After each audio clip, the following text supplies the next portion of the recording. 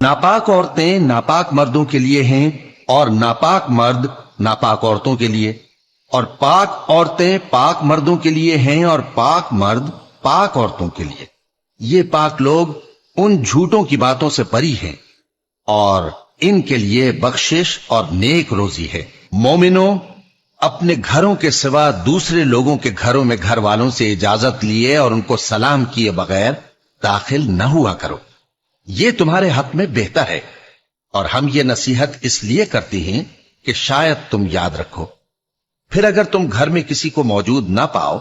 تو جب تک تم کو اجازت نہ دی جائے اس میں مت داخل ہو،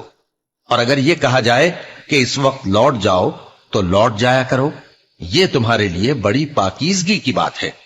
اور جو کام تم کرتے ہو اللہ سب جانتا ہے۔ ہاں،